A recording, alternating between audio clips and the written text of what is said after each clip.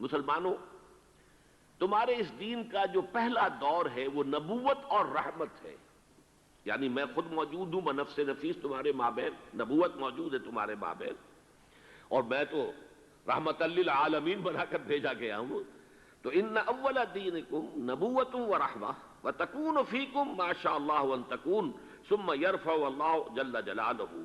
اور یہ رہے گی نبوت و رحمت تمہارے مابین جب تک کہ اللہ چاہے گی کہ وہ رہے، پھر یہ کہ اللہ تعالیٰ اس کو اٹھا لے گا، یعنی میرا انتقال ہو جائے گا.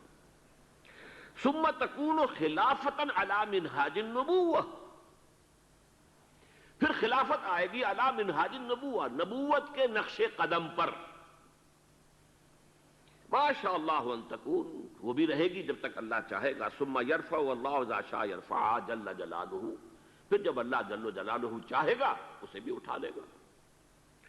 ثم تکون ملکا عاضا، پھر ایک دور آئے گا کاٹ کھانے والی ملوکیت، بادشاہت، جو کہ لوگوں کو کاٹ کھائے گی، ظالم ہوگی.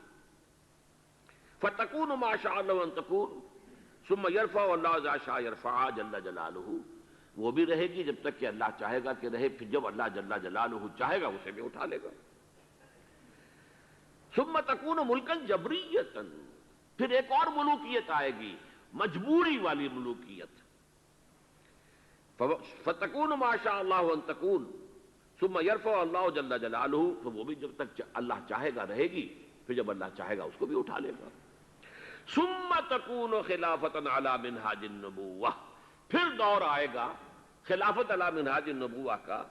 تعمل فی الناس بسنت النبی، پھر اس وقت سنت رسول صلی اللہ علیہ وسلم ہی کے ساتھ سارے معاملات لوگوں کے مابین کیے جائیں گے.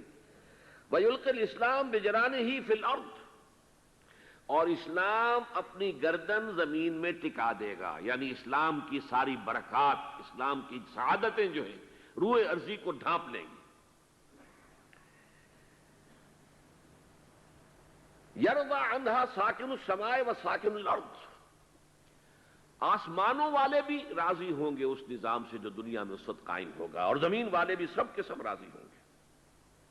لا تدع السماء من قطر الا ثبته مدرارا، آسمان اپنا ایک قطرہ بھی نہیں روکے گا بلکہ اسے زمین پر برسا دے گا موسلا دھار بارش کی شکل میں.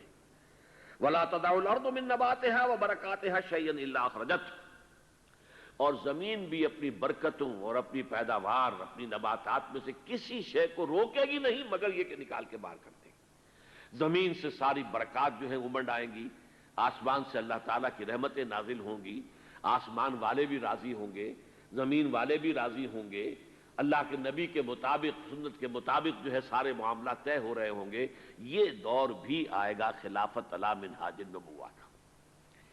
میں یہاں تھوڑا سا اضافہ کر دوں کہ جس کتابچے کا میں نے حوالہ دیا ہے اس میں ہم نے وہ احادیث بھی نقل کر دی ہیں. اس وقت میرا وہ موضوع نہیں ہے لہذا میں وقت اس میں صرف نہیں کر سکتا، کہ جب دوبارہ یہ دور آئے گا خلافت علی منہاج النبوہ کا تو یہ آفاقی ہوگا، عالمگیر ہوگا، کل روئے ارضی پر محیط ہوگا. حضرت ثوبان رضی اللہ تعالیٰ عنہ کی روایت ہے مسلم شریف کی، ان اللہ زوالی الارض، اللہ نے میرے لیے ساری زمین کو لپیٹ دیا.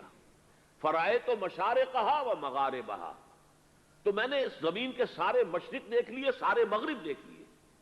وَإِنَّ أُمَّتِي سَيَبْلُغُ مُلْكُهَا مَا زُوِيَ لِي مِنْهَا، اور سن رکھو کہ میری امت کی حکومت ان تمام علاقوں پر ہو کر رہے گی کہ جو اللہ نے زمین کو لپیٹ کر مجھے دکھا دیے.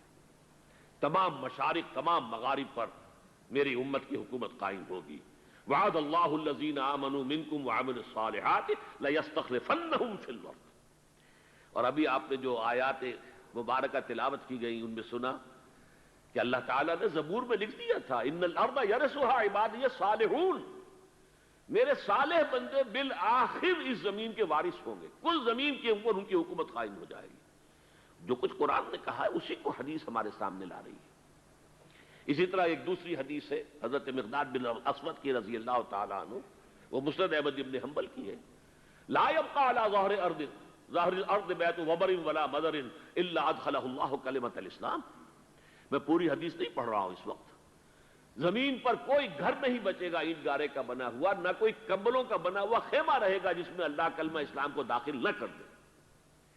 تو یہ آفاقیت، یہ عالمگیریت، اس کو میں کہوں گا گلوبلائزیشن، جس کے اوپر بڑے ہنگامے ہو رہے ہیں اس وقت، جنوا شہر جو ہے اٹلی کا، یہ گلوبلائزیشن جو ہو رہی ہے یہ کیپٹلزم کی گلوبلائزیشن ہے، لیکن خلافت علی منہاج النبوہ کی گلوبلائزیشن ہوگی جس کی خبر دی ہے محمد الرسول